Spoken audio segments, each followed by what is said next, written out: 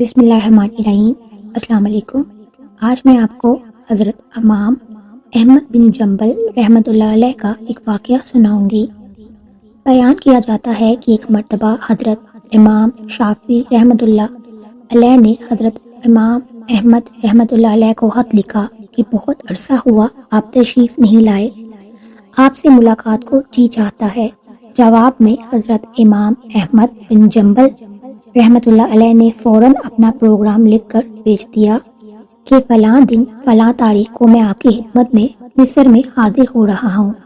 حضرت امام شافعی رحمۃ اللہ نے اپنے گھر والوں کو، اپنے ملنے جلنے والوں کو اور دوسرے علماء کو ان کے آنے کی اطلاع دی، پھر ان کی دعوت اور ان کے استقبال کا خصوصی اہتمام کیا۔ آپ نے لوگوں سے بتایا کہ اگرچہ وہ میرے شاگرد ہیں مگر وہ ایک بہت بڑے امام ہیں، اللہ تعالیٰ نے ان کو بڑا مرتبہ عطا فرمایا ہے۔ چنانچہ جس دن ان کو پہنچنا تھا اس دن امام شافعی نے اپنے شاگردوں اور دوسرے علماء کو لے کر ان کے استقبال کے لیے شہر سے باہر تشریف لے گئے۔ اس وقت مصر کے جو بادشاہ تھے وہ بھی حضرت امام شافعی رحمۃ اللہ کے مقصد کے تھے، وہ بھی امام صاحب کے ساتھ استقبال کے لیے چل دیے۔ پھر یوں ہوا کہ حضرت امام احمد بن جنبل وقت مقررہ پر پہنچ گئے۔ امام شافعی نے ان کا بڑا شاندار استقبال کیا اور پھر عزت اور احترام کے ساتھ ان کو لے کر گھر پہنچ گئے اور ان کے لیے بہترین کھانے کا انتظام کیا۔ اس زمانے میں عام طور پر اولیاء اللہ اور بزرگوں کی یہ شان تھی کہ وہ کھانا بہت کم کھایا کرتے تھے اور رات بھر اللہ تعالیٰ کی عبادت کیا کرتے تھے۔ جب حضرت امام احمد بن جنبل کھانا کھا چکے تو دیر تک اس طرح کھانا کھاتے رہے جیسے کئی روز کے بھوکے ہوں۔ باقی لوگ کھانا کھا کر اٹھ گئے مگر وہ کھاتے رہے۔ لوگ بہت حیران ہوئے کہ حضرت امام شافعی نے تو ان کی تعریف کی تھی کہ یہ بڑے اللہ والے اور بزرگ انسان ہیں مگر یہ تو خوب پیٹ بھر کر کھانا کھا رہے ہیں۔ لوگوں میں اور گھر والوں میں ان کے بارے میں بہت ساری باتیں ہونے لگیں لیکن کوئی کچھ بولا نہیں۔ پھر جس کمرے میں حضرت امام احمد بن جنبل کے لیے رات کے وقت آرام کرنے کا انتظام کیا گیا تھا، اس کمرے میں حضرت امام شافعی کی بچیوں نے ایک مسلح بچھا دیا، مسواک رکھ دی، وضو کرنے کے لیے پانی رکھ دیا اور وضو کے لیے لوٹا بھی لا کر رکھ دیا تاکہ جب وہ رات کو تہجد کے لیے اٹھیں تو انہیں کسی قسم کی کوئی پریشانی نہ ہو۔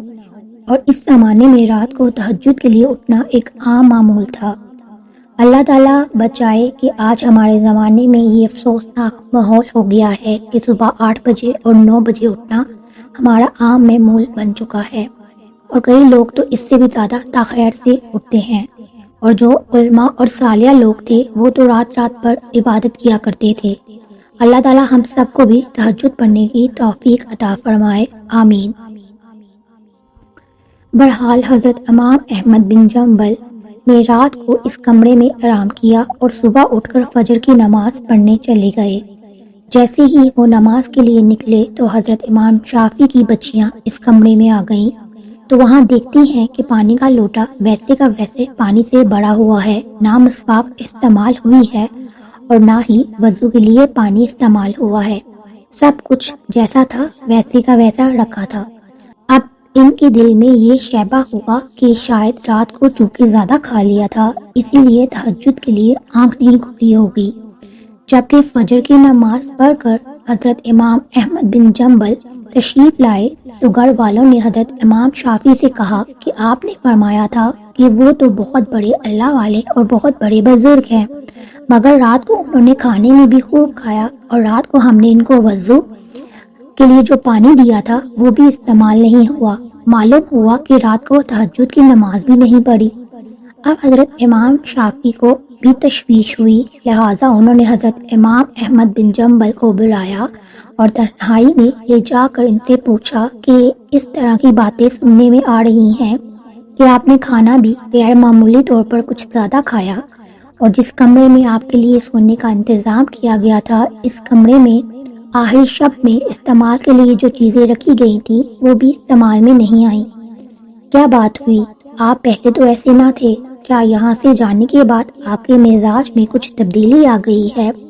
حضرت امام احمد بن جنبل نے فرمایا کہ حضرت، میرے بارے میں جو باتیں ہو رہی ہیں وہ درست نہیں ہیں، بلکہ بات کچھ اور ہے۔ اور بات دراصل یہ ہے کہ میں نے جس وقت کھانا کھانے کے لیے آپ کے دسترخوان پر پہنچا اور جس وقت میں نے اس کمرے میں قدم رکھا تو میں نے دیکھا کہ اس کھانے کے حلال اور طبیب ہونے کی وجہ سے کہ وہ کمرہ نور سے چکا چوند ہو رہا ہے، اور یہ دیکھا کہ آسمان سے لے کر اس دسترخوان تک انوار کی بارش ہو رہی ہے۔ جب میں نے یہ صورتحال دیکھی تو میں نے سوچا کہ شاید اس سے زیادہ حلال اور طیب کھانا مجھے زندگی میں نہیں ملے گا، لہذا جتنا بھی زیادہ سے زیادہ اس کو کھایا جا سکتا ہے کھا لے۔ اسی لیے اس کھانے کا ذرہ ذرہ ایمان کو اور دل کو روشن کرنے والا ہے، اس لیے مجھ سے جتنا زیادہ سے زیادہ کھانا کھایا جا سکتا تھا میں نے کھا لیا، اور میں نے یہ نہیں دیکھا کہ کون کتنا کھا رہا ہے اور کون میرے بارے میں کیا سوچ رہا ہے۔ جہاں تک مجھ میں کھانے کی طاقت تھی میں کھاتا گیا، اور پھر حلال کھانے سے بدہضمی بھی نہیں ہوتی، بلکہ وہ ہضم ہو جاتا ہے اور اندر جا کر روح کو منور کرنے کا ذریعہ بن جاتا ہے۔ الحمدللہ میں نے اس کا اثر محسوس کیا، کیونکہ کھانا کھانے کے بعد نہ تو مجھے بدہضمی ہوئی اور نہ مجھے کوئی تکلیف ہوئی۔ پھر رات کھانا کھانے کے بعد عشاء کی نماز سے فارغ ہو کر جب میں اس کمرے میں پہنچا، وہاں آپ نے میرے لیے آرام کا انتظام کیا تھا۔ وہاں جا کر تو میری حالت ہی بدلی ہوئی تھی اور سونے کو، آرام کرنے کو میری طبیعت چاہ ہی نہیں رہی تھی۔ اگرچہ میں سفر کر کر آیا تھا، مگر اس کھانے میں اتنی غذائیت اور توانائی تھی کہ میری تھکن بھی ختم ہو گئی اور سستی بھی جاتی رہی۔ جب میں سونے کے لیے لیٹا تو مجھے نیند نہ آئی، لہٰذا میں لیٹا رہا اور لیٹے لیٹے قرآن اور حدیث میں غور کرتا رہا، حتیٰ کہ پوری رات غور و فکر کرتے گزر گئی۔ اور اسی رات میں نے قرآن و حدیث سے 100 مسائل کا حل تلاش کر لیا، اور وہ مسائل ایسے تھے جو اس سے پہلے کبھی میرے ذہن میں نہ آئے ہوں اور نہ ہی ان کی طرف میرا کبھی خیال گیا ہو۔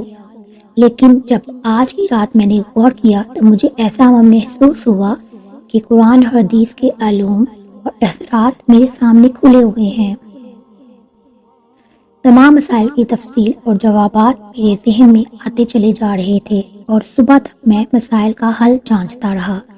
اسی حالت میں صبح ہو گئی۔ یہ سب آپ کے کھانے کا اثر تھا جو رات پر میں نے محسوس کیا۔ اسی لیے تہجد کے وقت نہ تو مجھے وضو کرنے کی ضرورت محسوس ہوئی اور نہ مسواک کرنے کی ضرورت پیش آئی، اور وہی عشاء کا وضو میرے لیے فجر میں کام آیا۔ یہ سن کر حضرت امام شافعی نے اور پھر اپنے گھر والوں کو تمام حقیقتیں بتائی، اور جو لوگ ان کے بارے میں غلط باتیں کر رہے تھے ان سے کہا کہ آپ ان کی شان میں گستاخی کی ہے، لہذا آپ ان سے معافی مانگ لیں۔ اس واقعے سے ہمیں یہ سبق ملتا ہے کہ جو چیزیں آپ کو نظر آئیں اصل میں وہ چیزیں سچ ہوں یہ ضروری نہیں ہے، اسی لیے کسی کے بارے میں بھی غلط بات نہیں کرنی چاہیے، کیونکہ سب چیزوں کو اللہ تعالیٰ بہتر جانتا ہے۔ اگر آپ کو یہ ویڈیو اچھی لگی ہو لائک اور شیئر کیجیے گا، چینل پر نئے ہیں تو سبسکرائب کر لیجیے۔ اپنا بہت سا خیال رکھیے گا۔